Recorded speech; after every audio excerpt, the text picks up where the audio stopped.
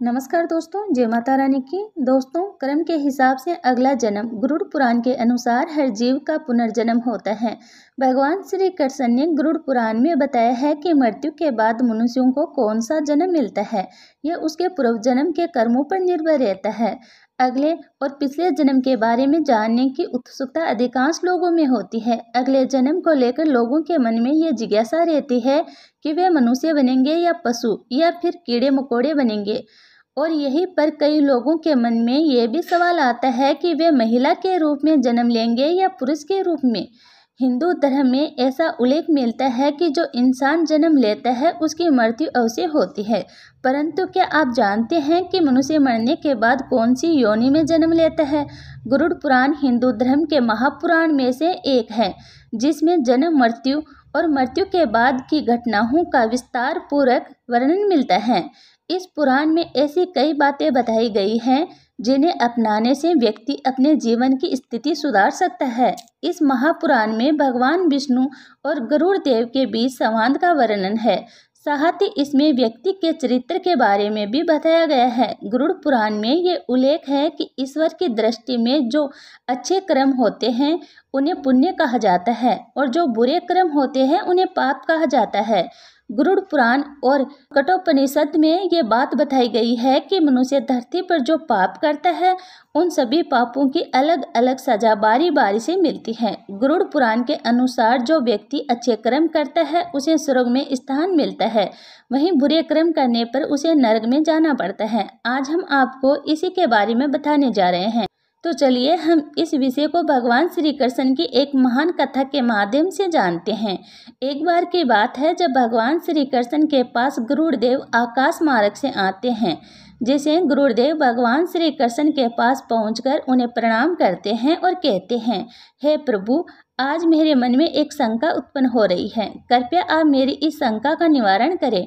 मैं इस शंका को लेकर बहुत परेशान हूँ। तब भगवान श्री कृष्ण कहते हैं, हे गरुड़, तुम्हारे मन में जो भी शंका हो कृपया तुम निसंकोच होकर वह शंका हमसे पूछो। तुम्हारी हर शंका का निवारण करना मेरा कर्तव्य है। मैं अवश्य ही तुम्हारी शंका का निवारण करूँगा।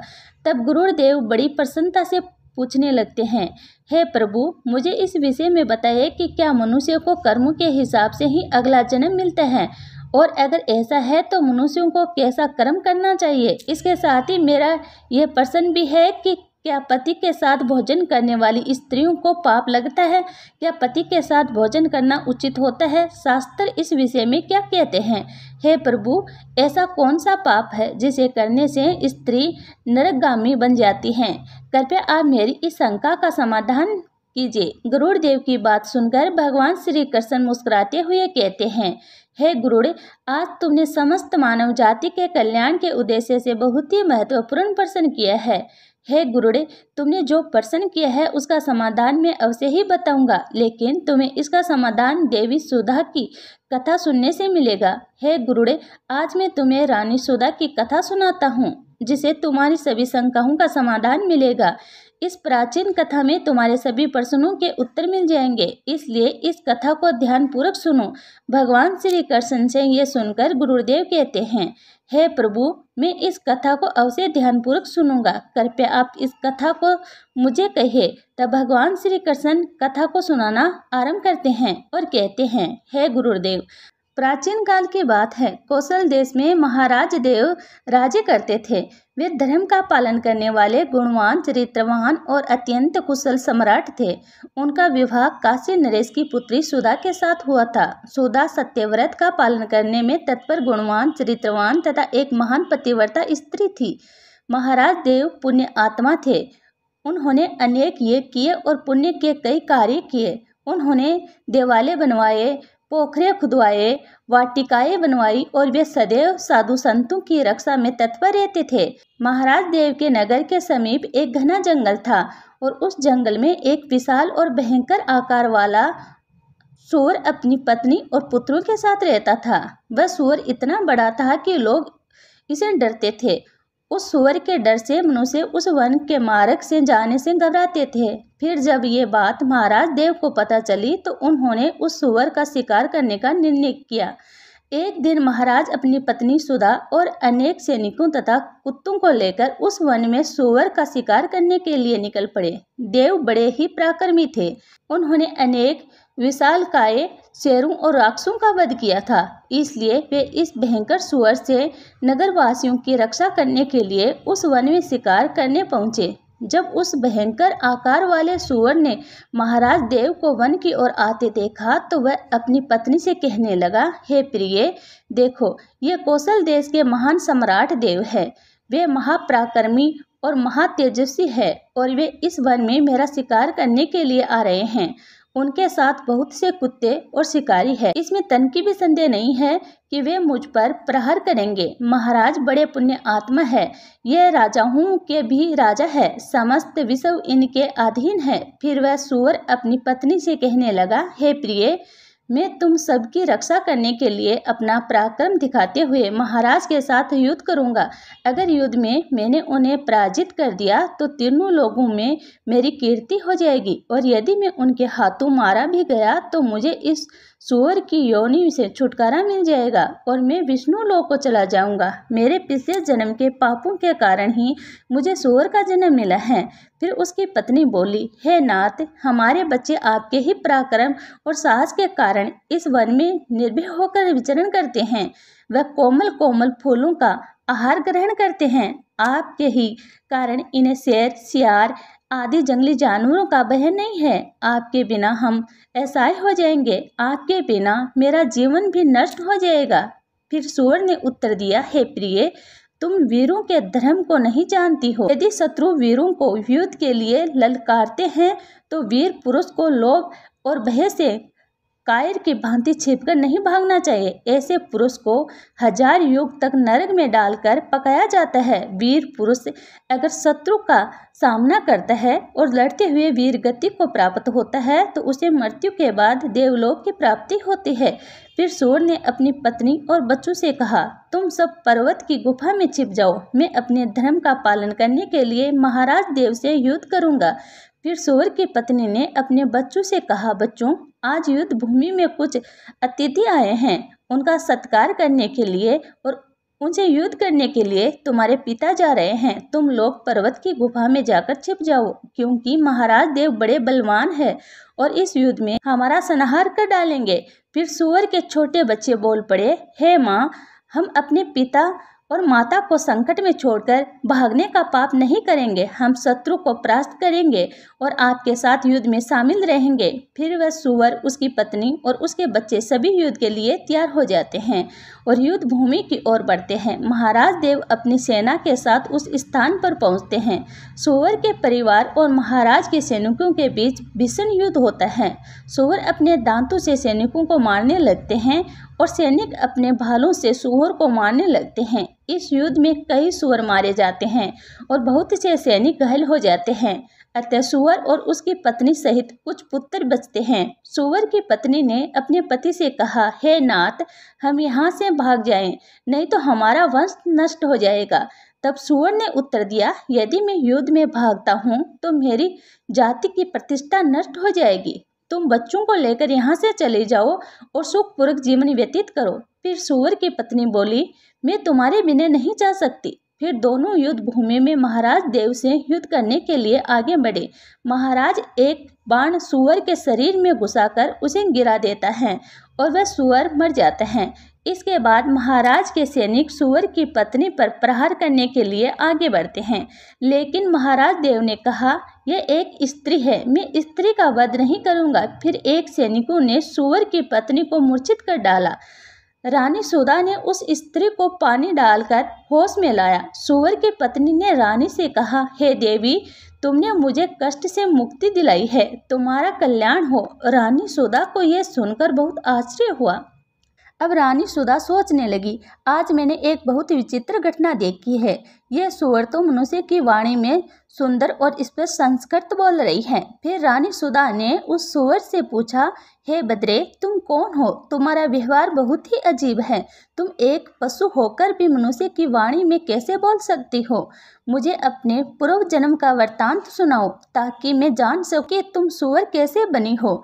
तब वह सूअर कहने लगी, हे महारानी सुधा, मेरे पति ने पिछले जन्म में गुरुजनों का अपमान किया था, जिसके कारण उन्हें सूअर का जन्म प्राप्त हुआ है। अब मैं आपको अपने पूर्व जन्म की कहानी सुनाती हूँ। हे देवी, कलिक नामक देश में श्रीपुर नामक एक सुंदर नगर था, जहाँ वसुधन रहते थे। मैं उसी वसुधन की पुत्री दमयंती थी। उस समय उस नगर में मेरी जैसी सुंदर स्त्री कोई और नहीं थी। अपने सौंदर्य और रूप के घमंड में मैं उन्मत्त हो गई थी। मेरी मुस्कान बहुत मनोहर थी। जब मैं जवान हुई तो मेरा सुंदर रूप देखकर मेरी माता को बहुत भय हुआ। फिर एक दिन उन्होंने मेरे पिता से कहा, हे स्वामी, अब हमारी कन्या जवान हो चुकी है, उसका विवाह क्यों नहीं कर देते?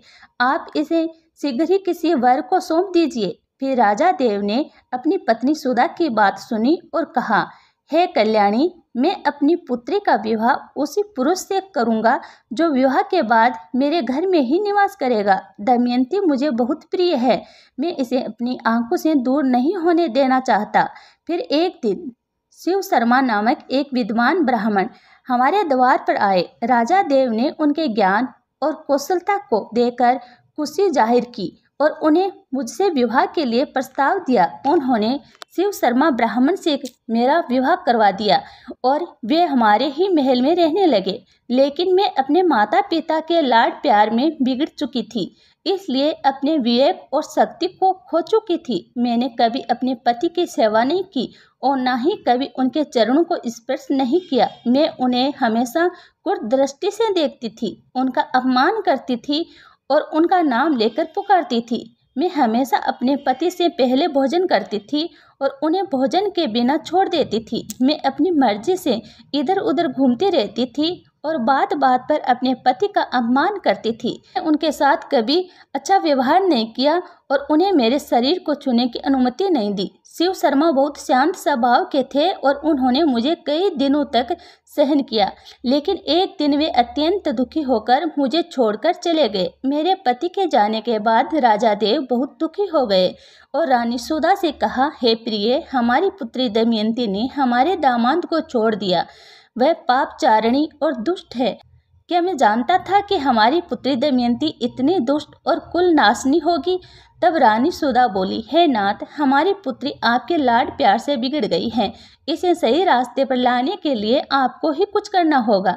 तब राजा देव ने क्रोधित होकर मुझसे कहा, अरे दुष्टा, हमारे कुल में कलंक लगाने वाली दुराचारणी, तेरे कारण ही हमारा दामाद शिव शर्मा हम सबको छोड़कर चला गया।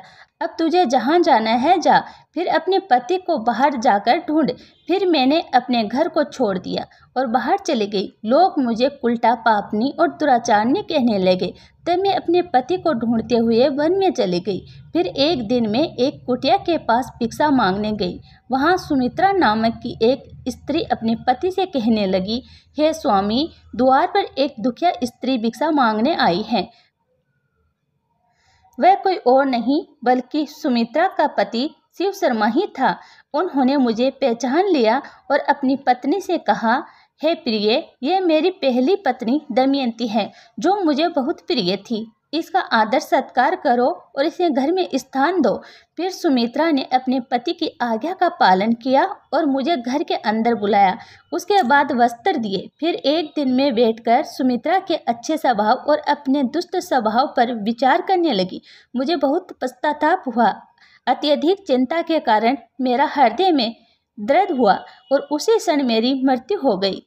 फिर यम के 2 दूत मुझे लेने आ गए और मुझे उठाकर यमलोक ले गए, जिसे वहां पर यमराज ने मेरा लेखा जोखा देखा और अपने दूतों से कहा, हे दूतों, इस पापनी स्त्री ने अपने पति का बहुत अपमान किया है। ये पति से पहले ही भोजन कर लेती थी, अपने पति को नाम से बुलाती थी, उसे घर के काम करवाती थी। इसलिए इस उल्टा स्त्री को ले जाकर नरक में डाल दो। फिर यमदूत मुझे नरक में ले गए और उन्होंने मुझे जलते हुए अंगारों में डाल दिए, जिसे लोहे के जलते हुए पुरुष बनाकर मुझे उन्हें आलिंगन दिलवाया।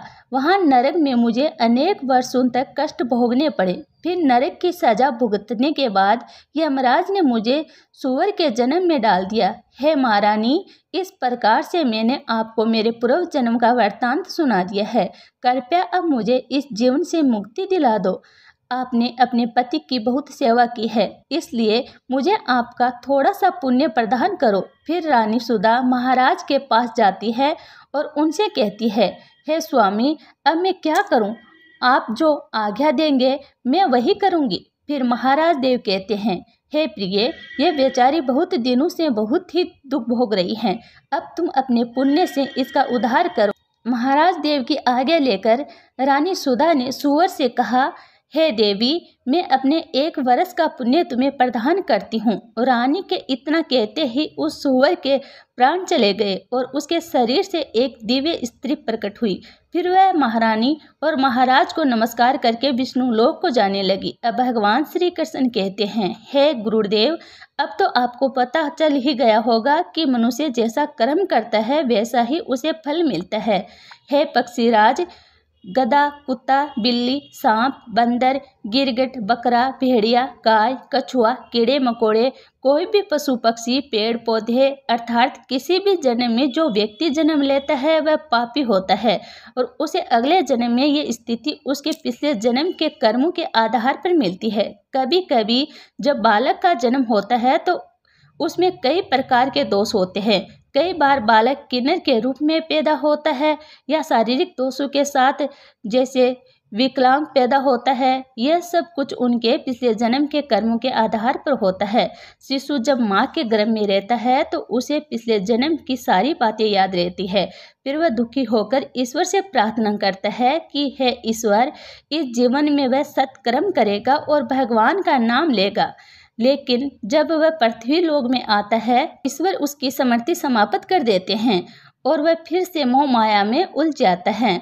अब मैं आपको बताता हूँ कि किस पाप के कारण कौन सा जन्म मिलता है। कछुए का जन्म उस व्यक्ति को मिलता है जो अपने माता पिता को कष्ट पहुंचाता है या भाई बहन को सताता है, उसे कछुए के रूप में जन्म मिलता है। बंदर की योनि उस व्यक्ति को मिलता है जो अपने मालिक का विश्वास तोड़ता है, उसे बंदर की योनि मिलती है। कुत्ते की योनि जो धर्म का अपमान करता है और पूजा पाठ नहीं करता, उसे कुत्ते का जन्म मिलता है। जो अपने सच्चे मित्र का अपमान करता है वह गधे की योनि में जन्म लेता है। कीड़े मकोड़े की योनि जो दूसरों की निंदा करता है और बुरा बर्ताव करता है वह कीड़े मकोड़े की योनि में जन्म लेता है। इसके बाद जो व्यक्ति पराई स्त्री से संबंध बनाता है वह नरक में जाता है और कई योनियों में जन्म लेने के बाद अंत में भेड़िया, कुत्ता, शेर, गिद्ध, सांप, कौवा और बुगला बनता है। इस प्रकार की योनियों में जन्म लेने के बाद वह फिर से मनुष्य जन्म पाता है।